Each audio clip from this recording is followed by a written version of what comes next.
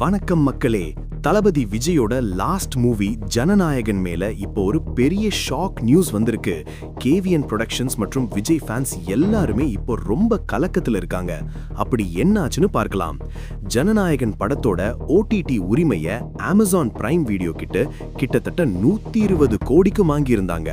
ஆனா இப்ப வந்த தகவல் படி அந்த டீல அமேசான் கேன்சல் பண்ணிட்டதா சொல்றாங்க.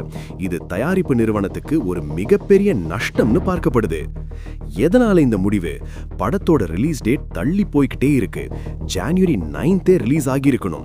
ஆனா சென்சார் போர்டு பிரச்சனையால கேஸ் கோர்ட் வரைக்கும் போனாலும் இன்னும் ஒரு முடிவு கிடைக்கல.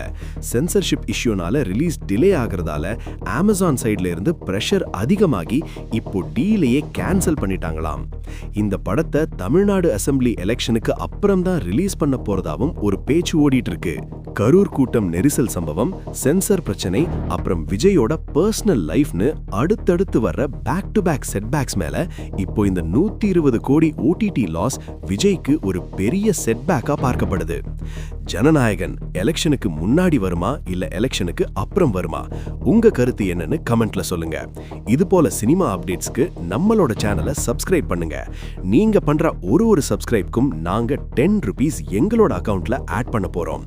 ஆல்மோஸ்ட் ஒரு 100K நம்மளோட சேனல் சப்ஸ்கிரைப் ரீச் ஆனதும் நாங்க அந்த ஓவரால் அமௌண்ட்டை ஒரு ட்ரஸ்ட்டுக்கு டொனேஷன் பண்ணலாம்னு இருக்கும்.